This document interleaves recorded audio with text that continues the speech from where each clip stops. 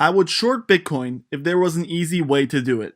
That is what Bill Gates said in a 2018 interview with CNBC when the price of Bitcoin was near $10,000. Gates has been talking about the cryptocurrency for quite a while, and it's pretty obvious he's not a fan. With Bitcoin's price now soaring to $60,000 a coin, why is Bill Gates still pessimistic about the cryptocurrency, and why is he betting on a total collapse?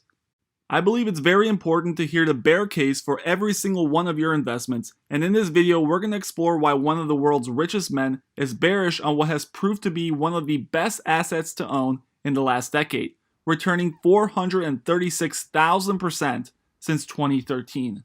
When I began researching this video, I wanted to see how Bill's opinion of the cryptocurrency has changed over time. The earliest clip I could find regarding Bitcoin was this May 2013 Fox Business interview with legendary investors Charlie Munger and Warren Buffett. Take a listen to what he says nearly 8 years ago. Come sit in. Right. Good morning, Charlie. Good morning. I just had to get your thought on Bitcoin, this digital currency that's out there that people say, oh, it might be the next big thing. What do you think? I think it's rat poison. Put him down as undecided. Do you understand what they're trying to do with it? No, but I regard it as deeply flaky. Deeply flaky. Okay, Bitcoin. Bill, what do you think? I think it's a technical tour de force, but that's an area where governments are going to maintain a dominant role. Mm-hmm. So back in 2013, Gates was pretty straightforward, calling Bitcoin a tech tour de force. If you're like me and didn't really understand what that meant, here you go. Essentially, Bill seemed relatively positive towards the Bitcoin project, calling it an impressive technological achievement that has been managed with great skill. But he didn't really elaborate beyond that. At the time of the interview, Bitcoin was trading for around $115.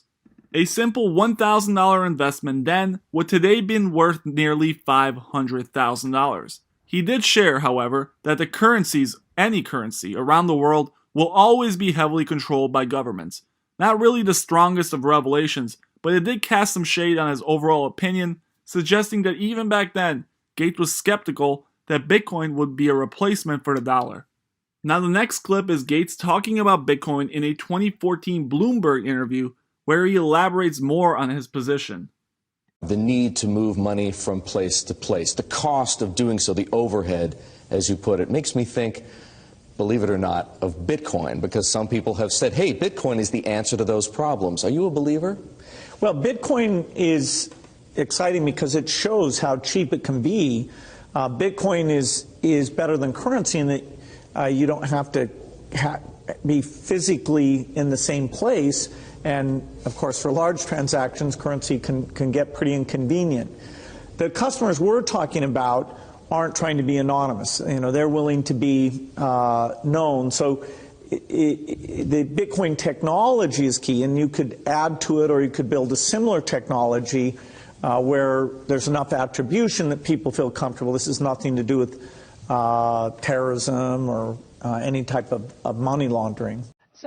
So as you just heard, Gates never really bashes Bitcoin directly, but what he states is obvious if you read between the lines. He clearly is a fan of digital currency as it ties together with some of the projects he's involved with in Africa. Digital currency lowers fees and allows the extremely poor to have bank accounts and therefore gives these people the opportunities to take advantage of things like microloans, which in Gates' opinion promote economic growth and innovation. Gates also makes it clear that he's not a fan of anonymous payment systems as they don't really have a way to sniff out things like money laundering, terrorism, and other financial crimes. Now you can frame his comments here in a number of ways, but in my opinion, Gates is signaling that he's not a fan of the underlying technology that makes Bitcoin work. He clearly has a problem with the decentralized, pseudo-anonymous portion of Bitcoin, which is a big deal in the framework and foundation. Now we move on to one of the more recent clips from the same interview where Warren Buffett famously called the cryptocurrency rat poison. Take a listen to Gates' opinion here in where he makes one of his strongest statements to date.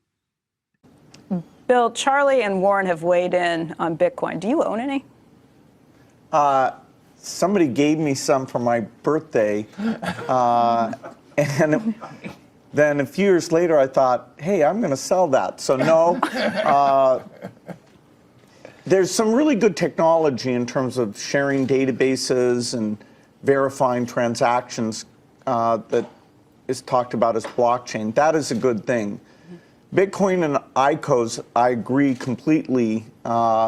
It's one of the crazier speculative things where it's not as an asset class, you're not producing anything, and so you shouldn't expect it to go up. It's kind of a pure greater fool theory type investment. So, you know, I agree. I would short it if there was an easy way to do it. Again, Bill makes it clear that he's a fan of blockchain technology, but he says something in this interview that really shows his cards in regards to his true opinion. He states Bitcoin essentially has no true value, and that it's a pure greater fool's investment that you should not expect to go up. If you are unaware of the greater fool theory in investing, it's quite fascinating. Bill describes Bitcoin this way. The greater fool theory states that it's possible to make money buying securities, whether or not they are overvalued, by selling them for a profit at a later date, because there's always someone who's a bigger and greater fool willing to pay a higher price. People often quote the 2008 mortgage crisis and the following recession as a pure example of this. Then finally, we have the most recent clip, a 2021 interview with CNBC. Every day on this program, Bitcoin and how he thinks about the cryptocurrency in the context of climate change, seeing as how Bitcoin takes enormous amounts of energy to digitally mine. I don't own Bitcoin. I'm not short Bitcoin. So I've taken a neutral view. I do think, moving money into a more digital form and getting transaction costs down, that's something the Gates Foundation does in developing countries.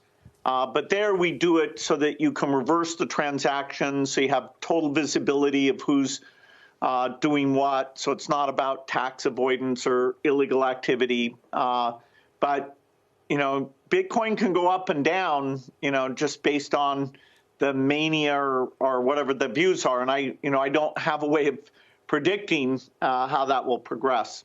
This time, Bill once again states indirectly that Bitcoin is a mania and that anybody with less money than Elon Musk should watch out. He never did officially short the coin despite his 2008 comments, and while he publicly claims to be neutral on Bitcoin, it's clear that in his mind he thinks it's a bubble that will boil over. So is Bitcoin a mania? One underappreciated aspect regarding the rapid rise in price is the fact that Bitcoin is actually really hard to short from an institutional level. This creates an asset that is unlike any other. Short selling or betting against a stock or security is actually quite complex, and the mechanics of such actions are really hard to interpret.